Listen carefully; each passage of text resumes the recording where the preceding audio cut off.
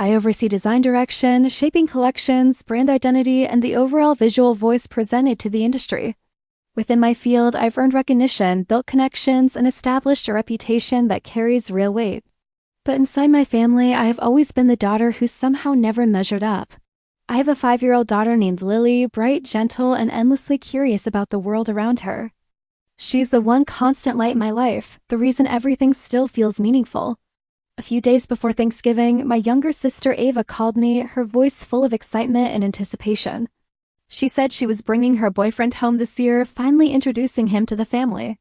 Ava works as an account manager at an advertising agency, outgoing, confident, and effortlessly favored by our parents. She has always been the one they praise, the one they proudly present to others without hesitation.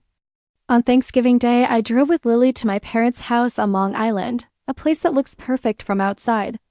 It's spacious, beautifully decorated, surrounded by quiet streets that give the illusion of a peaceful, loving home. But the moment we stepped inside, my mother's expression shifted as she looked us up and down critically. Her eyes paused on our clothes, and she frowned slightly, as if we had already disappointed her. "Don't go into the main dining room," she said, her tone firm and dismissive. "Take Lily and sit in the small dining room with the kids instead. Ava's boyfriend will be here any minute. Don't embarrass us today," she added without hesitation. A sharp sting spread through my chest, but I swallowed it, refusing to create a scene in front of Lily. She held my hand tightly and looked up at me with confusion written across her face. "Mom, why does Grandma always make us sit over there?" she asked softly, trying to understand. I forced a calm smile and knelt down so I could meet her eyes gently. "It's okay, sweetheart. This way the adults will have more space to sit comfortably," I said quietly.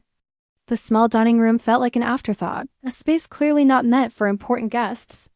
A folding table stood in the center, covered with a stained plastic tablecloth decorated with cartoon prints.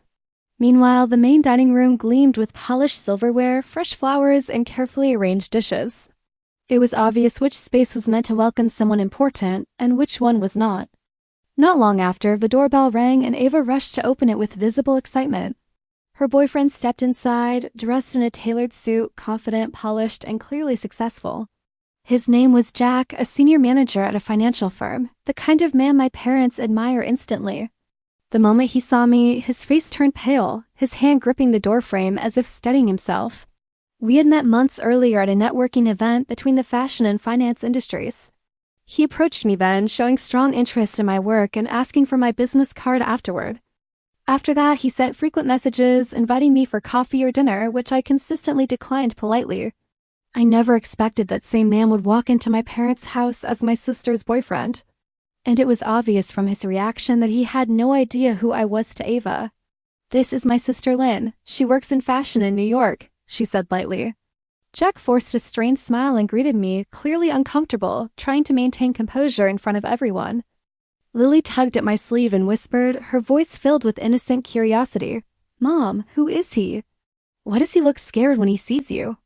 In the main dining room, laughter filled the air as Jack spoke confidently about his career achievements. My mother listened with admiration, praising him openly, clearly impressed by everything he said. Meanwhile, in the small dining room, no one came to check on us or offer help. I had to go to the kitchen myself to bring food back for Lily and the other children. Lily looked at me again, her voice quieter this time, carrying something heavier than before. "Mom, why don't you sit with the adults like everyone else?" For a moment, I had no answer that wouldn't reveal the truth she wasn't ready to hear.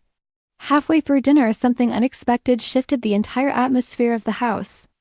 Jack's phone slipped from his pocket and a business card fell out onto the floor nearby. "Lynn Carter, creative director, New York fashion brand," he said clearly. The room fell silent instantly, every conversation cutting off as all eyes turned toward me. Ava frowned, confused, her gaze moving sharply between me and Jack. "Why do you have my sister's business card?" she demanded, suspicion rising in her voice. Jack stumbled over his words, trying to explain, but his hesitation only made things worse. I took out my phone calmly and opened the messages he had sent me months ago. Then I read them aloud, each invitation, each attempt, each line he had written. Ava's face shifted from confusion to shock, then to something deeper, something broken. Jack tried to interrupt, but I didn't stop speaking. "Did you approach me because of my position?" I asked him directly, my voice steady and controlled. Were you hoping I could connect you to opportunities in the fashion industry? His face went pale again, and this time he had no answer left to give. My mother suddenly stood up, her voice sharp with anger and accusation. Lynn, what are you doing? Why are you ruining Thanksgiving like this? She demanded. I looked at her, calmer than I had ever felt in that house before. I'm not ruining anything, I'm telling the truth, I said quietly but firmly. For years, you've treated me like I have nothing, like I've achieved nothing at all. But I built something in my own world, even if you never cared to see it. My father finally spoke, his tone softer, more uncertain than usual. Lynn, we never really understood what you do, that's true, he admitted. I nodded slowly, letting the moment settle before continuing. Every time I tried to share my work, you ignored it, dismissed it, or changed the subject. Tonight, I'm done pretending that doesn't hurt, I said, my voice steady. Ava broke down in tears and told Jack to leave immediately. He left without another word, his confidence gone, his image shattered in seconds. My mother continued to complain, but my father stopped her this time. He said I had helped Ava see the truth about the man she trusted. I looked at my mother one last time before turning away.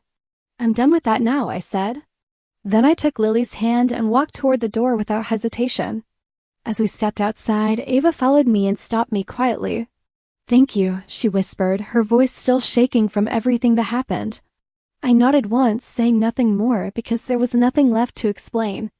On the drive back to Manhattan, Lily sat quietly beside me, thinking. After a while, she looked at me and asked a simple question. Mom, are we going to Grandma's house again someday? I glanced at her through the mirror, choosing my words carefully. Maybe, but we already have our own warm home, and that's what matters most, I said. When we got back, the apartment felt calm, safe, and entirely ours again. A few days later, Ava called me and said she wanted to move out. She wanted distance from our parents and a chance to build her own life independently. I encouraged her, telling her she deserved to choose her own path. Later, my mother called me for the first time since that night.